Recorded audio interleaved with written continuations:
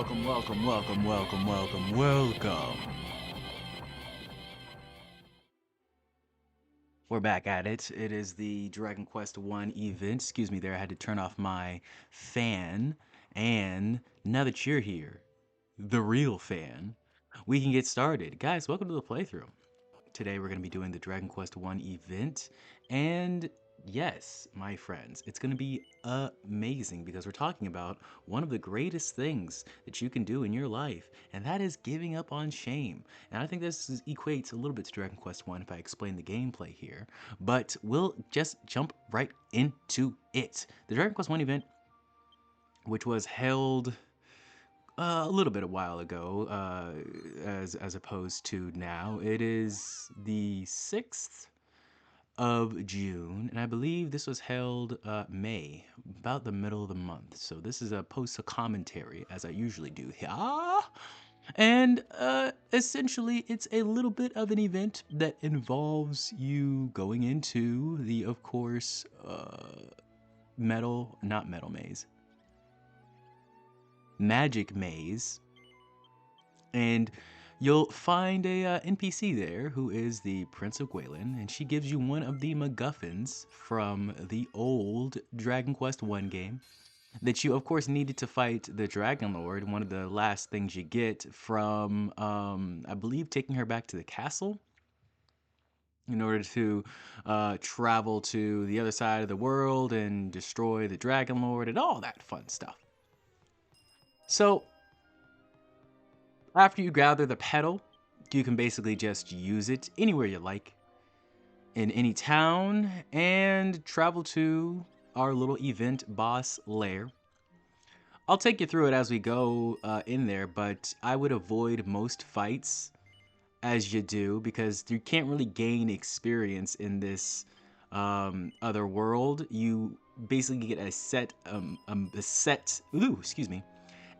moves list that you work with, and you have to figure out, how to defeat the boss with basically just the moves that you were given in Dragon Quest 1.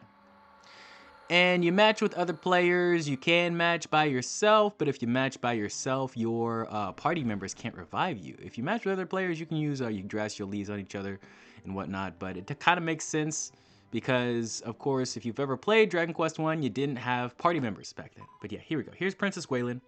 She's going to give us our MacGuffin. Of course, we already have it, but if you don't have it, that's how you would activate this event. And then you would just sort of go to your inventory, and you would use, where is it at? You would use the rainbow drop right there. Use that one. Flies your Dragon One's castle. Yep.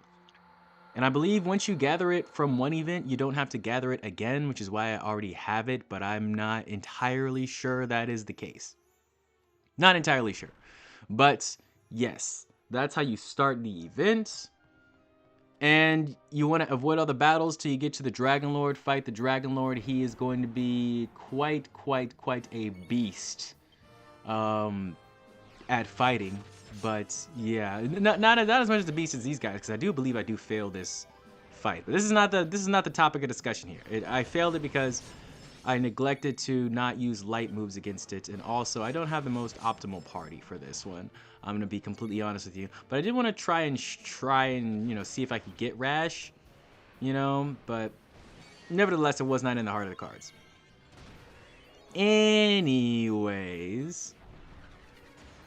guys, our topics of the day are shame and survival, and how you can get rid of this shit to actually survive. And so it's not a huge, super hard concept, which is why I'm glad we're doing it to the Dragon Lords little event thing here, because it's not a crazy hard concept to wrap your head around, if I'm being honest with you. But it's something that you're probably gonna have to just learn the hard way through a lifetime of experience, like most things. A lot of people want to skip the long and arduous, lonely road that comes with learning basically any skill, any craft, any art form. And you can't do that, especially with this shame abolishment culture that we have here, that we're starting to involve ourselves with here. So, fellas, basically what you need to do is stop giving a fuck. I know. It's so much easier said than done. It's incredibly easier said than done. It's stupidly easier said than done. It's retardedly easier said than done.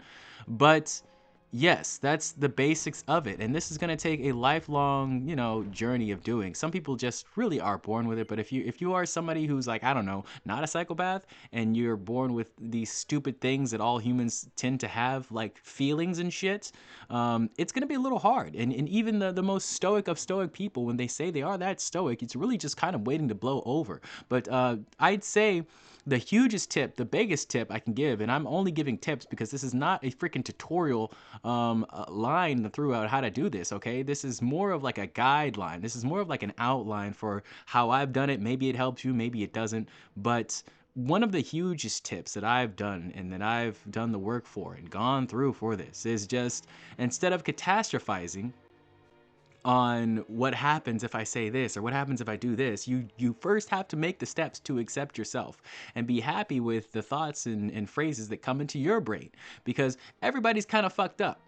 And I know this is kind of weird to, find solace in or, find safety in.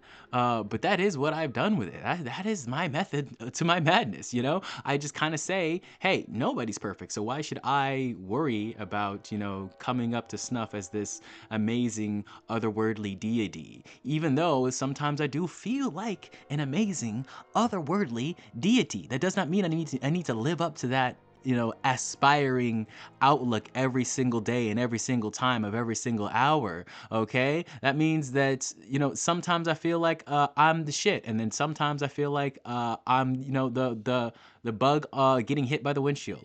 One of the amazing VTubers that I watch, Invitra, he has that little phrase, sometimes you're the windshield and sometimes you're the bug, and that is the thing. And so you have to relish and be happy with the human experience. I know I keep talking about this human experience shit. I should really do an episode title on it. But the human experience is a lot of ups and downs. It's a lot of knowings and unknowings. And one thing that I hate about knowing and learning and information is that the more you learn, the more you realize that you have so much more to learn, that you actually know nothing, that you were actually a freaking retard for even going down the journey of learning in the first place.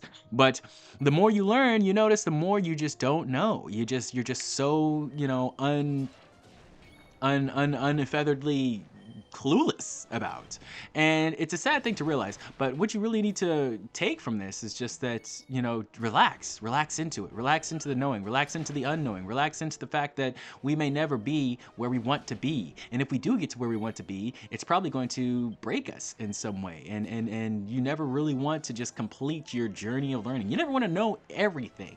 This is something that commonly comes up in fiction. You got the super wise elder who tends to know everything, but is he happy? Is he jovial? Is he jumping up and down? Usually not. Usually he's secluded. Usually he has no friends. Usually he's giving up some sort of huge sacrifice to know and have all this. And I feel like none of us really want that smoke, that energy. Nobody really wants to go years and years and years living by themselves and doing all this bullshit that they don't like just for what? Knowledge?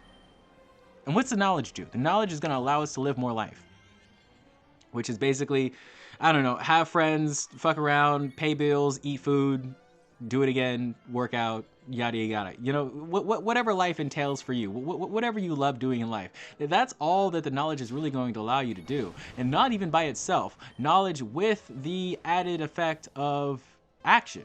And so if you skip the knowledge part and you just take the actions and you realize that life is just like this stupid MMO and all you really need to do is hit the boss, okay? That's not much. Of course, there's a lot of nuance to this fight because you may not have that many moves, but you see that giant fireball, you can block that giant fireball, you can go to your skills and use defending champion, to get rid of that fireball. And then of course, when the fireball comes on you, you want to stay away from your party members because it does a lot of splash damage. And you have the Sizz, but you don't want to use Sizz too much because it gets rid of your MP, and then you have to use MP potions. And we all have a limited amount of items. We have about 3 of each. So, see, it gets complicated, but really, all you need to do is hit the boss. All you need to do is hit the boss. I'd say in this one, as long as you remember to hit the boss and revive your party members, play healer a lot. Definitely heal up people when they need to be healed, because we all have heals. So you kind of want to play defensively a lot here. And as long as you remember that, that's about it. And that's like the rules of life, man. As long as you remember to play defensively in life and not just randomly haphazardly throw shit out there and be all willy-nilly, because that's really going to lead to your death, you're fine. You know, you're okay as long as you remember that friends are important, and that life is beautiful, and that, you know, everybody has merit in life, and, you know, all this bullshit. As long as you remember all that, you're fine. You're gonna win. There's no way the world can bring you down like that.